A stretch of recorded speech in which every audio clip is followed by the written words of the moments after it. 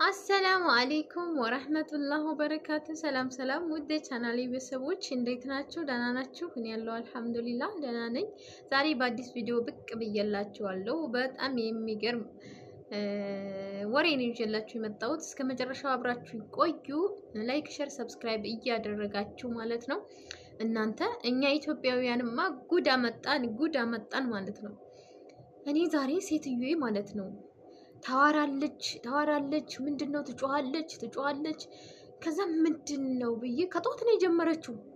ከጧት ጀምራ ስልክ እየደወለች ብዙ ቦታ ላይ ማለት ነው፣ ወላሂ ብዙ ቦታ ላይ ታወራለች። ምንድነው? ከዛ ልጆቹ ተነሱ። ደግሞ እኔ ምግብ እየሰራው ነበረ ዛሬ።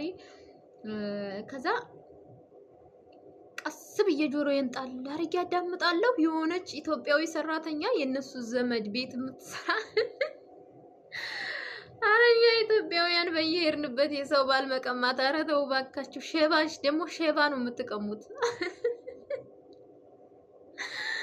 ወላሂ ማለት ነው። እኔ ግርም ብሎኝ እኔ እያሳቀኝ የእሷ መቀማት አይደለም የልጅቷ መቀማት ሳይሆን የኔ ሴትዮ ናት። አይጥ በበላው ዳዋ ተመታ ይባላል። የኔ ሴትዮ ናት የገረመችኝና ያቺ የተገባባት እንኳን እንደዚህ ትሆናለች አልልም። እቺ እኮ በጣም ነው በቃ ቦግ ብላለች። እኔ ምን እንዳሰበች አላውቅም። ከዛ ቀስ ብዬ አዳምጣለሁኝ።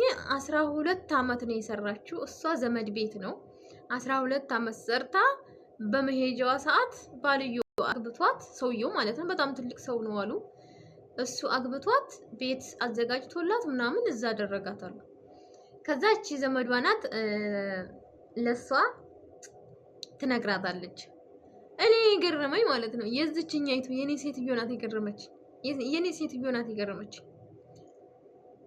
ኢትዮጵያውያን ነው የምትለው ትልቅ ሰው ናት እኮ በቃ። ሰውየው መጣ ደግሞ ሰውየው ሲነሳ ነገረችው፣ ልጆቹ ሲነሱ ነገረች። ሁሉንም አዳረሰች እየደወለች ደግሞ ለሁሉም።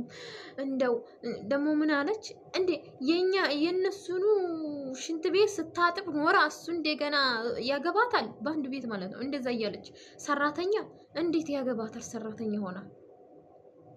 ያቺ ለራሱ ዘመዷ ደወለችላት፣ ነገረቻት፣ ቤት ሰርቶላት ምናምን። እኔ እያጸዳሁ ጆሮዬን ጣል አደረኩና ሰማታለሁኝ። ቤት ሰርቶላት አስቀመጣት። 12 አመት ነው ስትካዲም ከርማ ኖራ።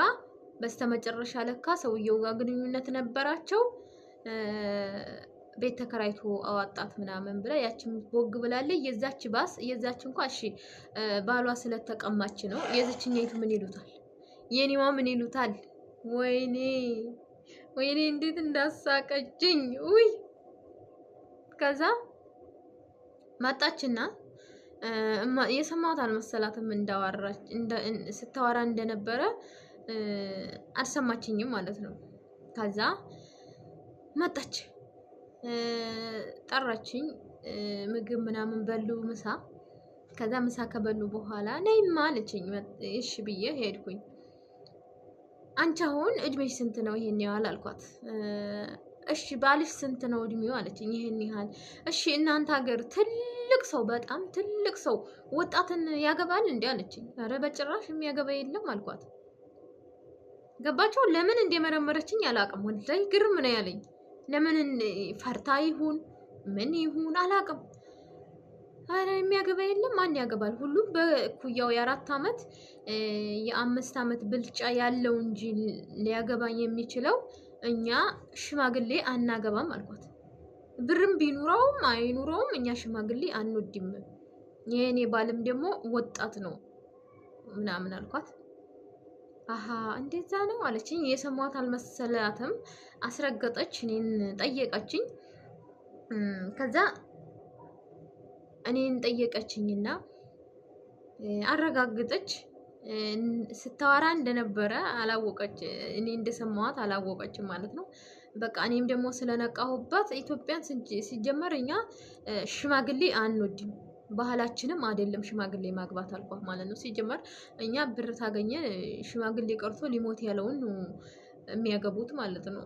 ግን ራሴን ሀገሬን ላለማሰደብ እንደዛ ብዬ ገላገልኳት ነው የምላችሁ። አዲስ ነገር ይሄን ይዤላችሁ መጣሁ ነው የምላችሁ። መቼም ወሬ ያዳምጣል ጆሮዬ፣ በቃ ጆሮዬ እነሱ ሲያወሩ እንደምንም ብሎ ያመጣልኛል ማለት ነው። አሁን ግን ማለት ነው ቤት ሊቀይሩ ነው። ወይኔ ነገር ማዳመጥ በጣም ነው የሚያስጠላው። ያኔ እንትን ቅንጭላት ያበላሻል።